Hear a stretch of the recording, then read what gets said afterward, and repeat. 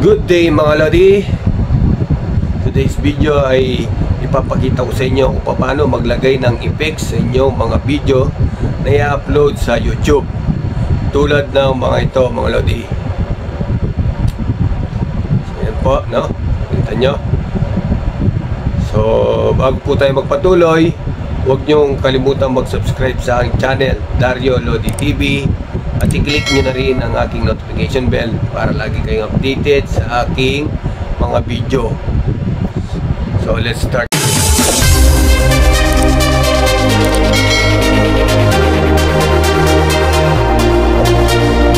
Okay mga Lodi, start na po tayo. So first, i-click po natin si CapCut mga Lodi. And then, click natin si New Project. And then maghanap tayo ng video, yung maiksi lang. So ito mga 15 seconds itong nakapink na babae. And then dito sa lower right ng screen ay click natin yung add. So yan po, no? And then play natin mga Lodi. Click natin yung play. So yung video natin mga Lodi. So yan po. So nasa inyo po kung sa inyo yung gustong ilagay yung effects, mag-start yung effects. Gusto nyo after ng 2 seconds, drag nyo lang po left and right. Halimbawa ito sa 2 seconds, tapat natin sa 2 seconds, no?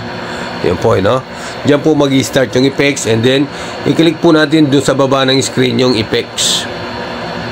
And then lagyan natin siya ng gusto nyo, body effects o video effects muna. Nasa inyo kung alin ang gusto nyo, no? Bahala kayo. So i-click muna natin yung body effects para sa akin.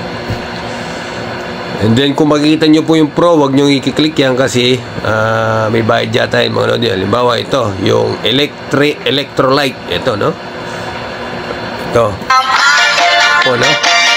And then, pagka okay na po sa inyo yan, dun sa yung check, i-click natin yung check para ma-save. So, yan po. Meron na po tayong effects. So, i-start po natin dito sa 0.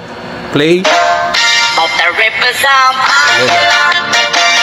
ganun lang po, no? So kung gusto nyo naman lagyan ng video effects, halimbawa na pagkatapos ng electrolyte effects, yung lagay nyo dito after 1 second. Pagkatapos nyan, so click natin sa baba yung back. And then dito sa baba yung video effects naman. Video effects naman po ang ilagay natin mga Lodi. Ito po yung video effects. So hanap na tayo, huwag nyo click yung pro at hindi yan po ma-export. So ito yung explosion mga Lodi. Click natin yung explosion. So ayan po, no? And then click natin yung check para ma-save. Yan po, no? Dalawa na po yung effects na linagay natin. Isang video effects tsaka isang video effects tsaka. So i-play po natin.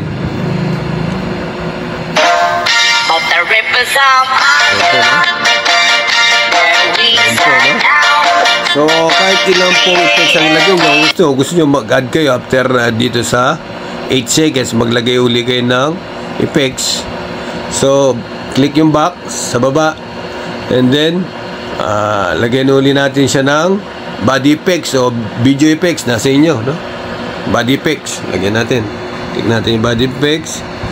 And then kung gusto nyo itong puso na to, yung flip, no? Ayan po, no? And then check, save. So ayan po, i-start po natin.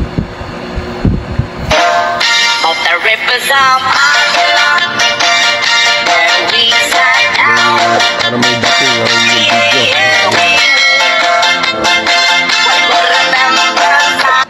So ganun lang po kadali maglagay ng effect sa inyong mga video, no? So next video po natin, ipapakita ko naman sa inyo, ituturo ko sa inyo kung paano yung picture nyo ay maging anime view, no? Picture, no? So yun lang po mga Lodi. Hanggang dito na lang po ang ating video. Good day and God bless po sa inyong lahat.